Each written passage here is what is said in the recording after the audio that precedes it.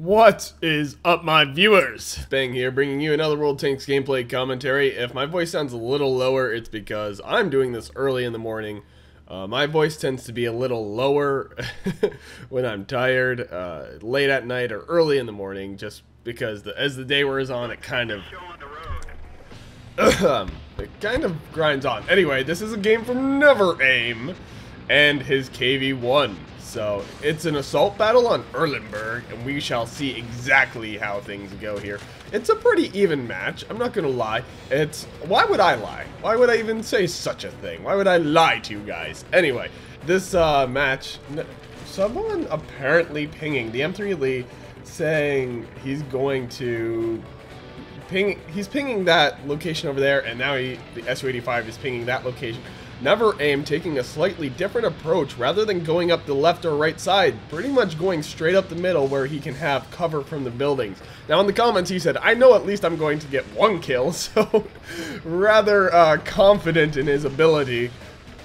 Although I think that's a fair assessment. Anytime you are the top tier tank, it is fair to assume you should at least get one kill. Unless you get a bit of bad luck, or you just play very, you're one of those players that charges forward and gets themselves killed before they actually do anything useful. It happens. I mean, you saw it a couple matches back with the with the T-54 video I put up. That M103 charged right out and got himself killed before he could really do anything of use. Now the enemy team, significant forces on the hill, but apparently due to their poor positioning, well, they aren't quite on the hill, they're on their way to the hill on the east side on that zero line. But now moving to engage the center, really just exposing themselves. The Su-85 Bravo there, probably not going to live too long, but we'll see exactly what happens here. Now, Never Aim does have one kill already. He killed that T-50, protecting his arty, kind of doing his best as he could, but his artillery did get itself killed. Just too many small, fast tanks that his team wasn't able to stop. The T1 HT moving in here, because there is a difference. There's the T1 Cunningham and the T1 HT. Both are T1s, but one is a tier 1 and one is a tier 5. So, obviously very different. Now, he's still pushing up the center, which this is an approach I don't see all too often, at least not when I play the assault battles, and it's not one I usually take, but as you can tell, it's working fairly well for Never Aim here. He got a penetrating shot, but it didn't go through. Again, their spaced armor apparently really becoming a large factor. The game telling you you have a penetrating shot, but you don't do any damage, and it's rather frustrating if I had to say anything on it. I liked it back in the old day when even if it made a hole in the tank, it still said you didn't get through their armor, because yeah, you might have gotten through one layer of armor, and that is some penetration, but you didn't go all the way through, and you didn't do damage. So it's not a complete penetration. So when they say penetration, or we hit, the worst is when it says we hit them hard and you still didn't do any damage. Now, Never Aim getting his second kill here. The enemy team apparently having completely wiped out his forces on the western side. That 1-2 line getting completely stomped, at least from what I can tell. Now, I'm not sure if that's a radio issue. No, I'm looking at his tanks. They are all located in the city, and his team not in as bad of a position as it may look. And by that I mean, if you were to look at the mini-map and you knew how many tanks the enemy team had left, you would think his team was surrounded, and they somewhat are, but at the same time, kills are even at this point. Both teams in an equal position to win this.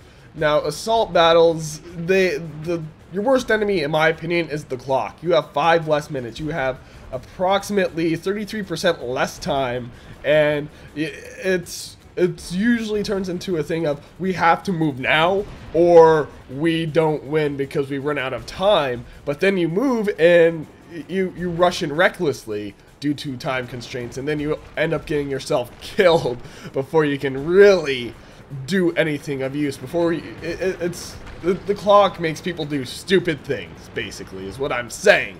Now, this M22, I'm not really familiar with that tank at all. I have to say, this is one of the few times I've actually seen the thing. It's not a tank I really fight. I don't think I've had to have killed at least one, but at the same time, it's one of those tanks you don't see that often, at least not when I play. Anyway, here we go. They're telling them to go capture because, again, that race against the clock. The thing is, though, Never Aim's team right now at this point is at a significant advantage. Ooh, nice shot on that Su-26. And I say they have a significant advantage because the enemy team has 2 artillery pieces left. And that's not going to be able to stop the onslaught of tanks that is just running towards the enemy's base. Artillery, while helpful and useful, isn't really what you need when you're trying to stop a base push. You need actual tanks or tank destroyers in order to repel that. Now, I'm not saying artillery can't repel that, but it's much more difficult for artillery, especially since so many times as artillery, I mean, let's face facts, as the GW Type E, even, the highest tier of the German artillery, I hit a tank with an HE shell, I can do as little as 500 damage to it, and that being a tier 10. So it's almost more useful to have, well, I shouldn't say it is more useful, at least in my opinion, to have actual tanks as opposed to artillery when you're in any sort of close range engagement. Now, artillery does wonders for your team. It's able to provide support almost instantly anywhere on the map as long as it has a shell loaded. But yeah, I digress. Let's get back to this match. Never Aim having 4 kills now, 2 of those being artillery. If I am recalling correctly, you got the Sturmpanzer 2 and the Su-26. The enemy team having 3 tanks left, one of them being an artillery piece, and Never Aim's team having 4 tanks left, but really the enemy team is in a horrible position. That B1, while it is a tier 4, is quite difficult to kill, especially for the remaining tanks on this team. I know from my own personal experiences that Panzer 38 NA not even going to come close to getting through. Never Aim killing the 3rd artillery. They're actually making that a medal for scout tanks, is if you kill, I believe it is, kill 3 or more artillery pieces and staying alive. You have to stay alive, don't forget that. But that is going to be a medal for light tanks. Now, Never Aim trying to get the final kill here. I don't know what's up with this B1. There we go. Never Aim getting the kill on that 38 NA. And now the 38T, the predecessor to the NA, is going to meet the same fate. Never Aim on the cap at this point as well. That B1 playing a little more cautiously than I think he should have been. Although I shouldn't really talk on that because I don't know. All I know is what I know from fighting them, not from playing them at all. I have no experience in playing that tank at all. So anyway, Never Aim doing very well for himself. 7 kills, pushing right up the middle there, and getting top gun for himself. Sniper going to the T1 Heavy on his team. So both battle heroes on Never Aim's team. A little bit of a close match, but like I said, those matches are typically more entertaining and definitely a lot more fun to play. Never Aim only hitting about half of his shots. Hey, at least he's getting shots out there. If you don't mind paying the extra bills, that's absolutely fine, as long as you aren't being too wasteful and too reckless with your shots. Now, let's see, he killed only 1, yeah, like I said, he killed 3 artillery pieces, and then everything else was a light tank, except for that T1 Heavy. So killing some lighter weight stuff, probably why he didn't break 2,000 on the double.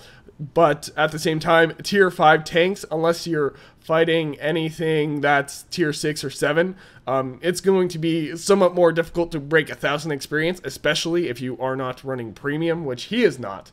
But anyway, I digress. If you liked this video, click that like button. If you want to see more, subscribe. And as always, this has been... Oh, wait. If you got a replay, yes, like Never Aim here, send it to spangerreplays@gmail.com, email in the description. And as always, this has been Spang, signing off.